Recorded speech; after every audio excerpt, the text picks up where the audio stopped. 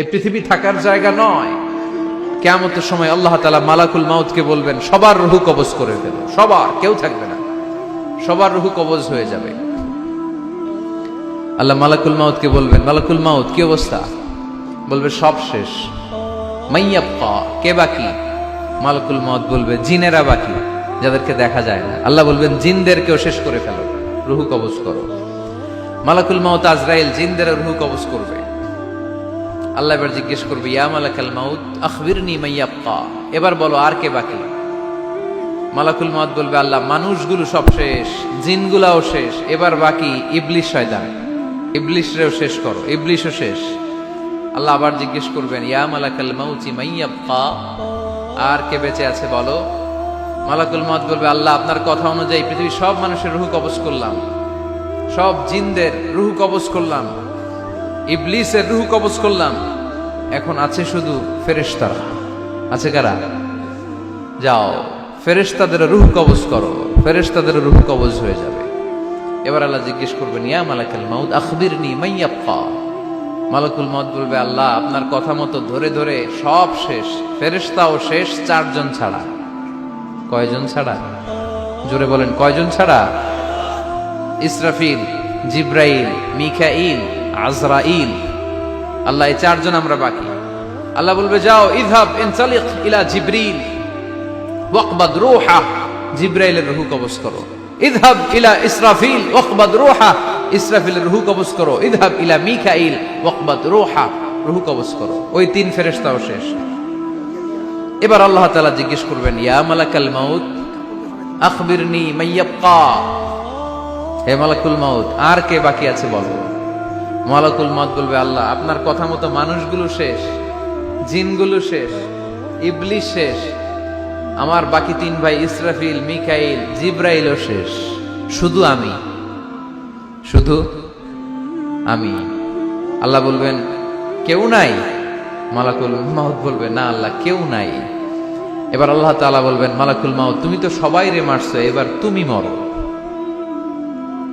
এবার তুমি মরো, তুমি মরো।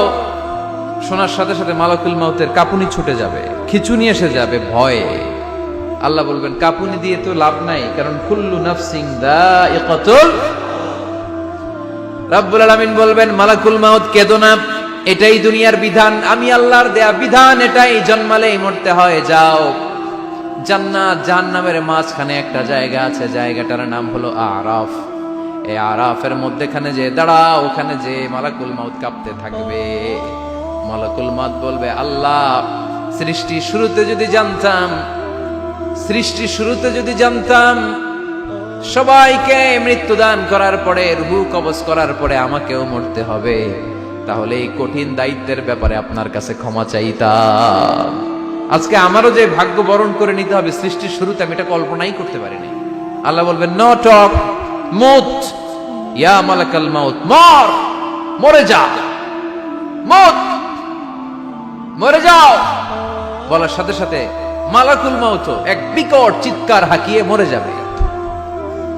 মালাকুল মাউতের চিৎকারটা সেদিন এত ভয়ঙ্কর হবে, বিষ্ণু ঈসা ইসলাম বলেন, ওই চিৎকারের আওয়াজ যদি পৃথিবীর মানুষেরা কান দিয়ে শুনতে পেত, তাহলে কিয়ামত সংগঠিত হওয়ার জন্য আলাদা করে ইসরাফিলের সিঙ্গার প্রয়োজন হতো না।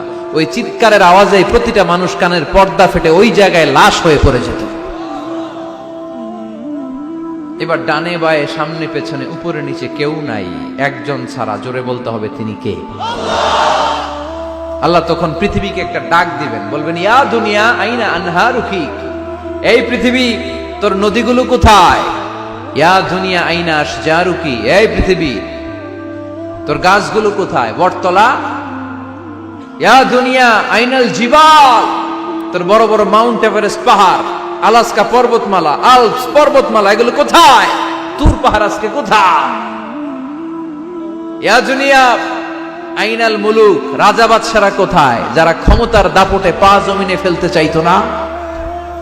আইনাল জাবাবেরা, অত্যাচারী স্বৈর শাসকগুলো আজকে কোথায়? কোথায় আজকে? কোনো আওয়াজ নাই। আল্লাহ তখন হুঙ্কার দিয়ে বলবেন, লিমানিল মুলকুল ইয়াউম, who belongs the kingdom today. Allah চিৎকার দিয়ে বলবেন, আজকে ক্ষমতা কার? আওয়াজ করে বলেন, সেদিন ক্ষমতা কার?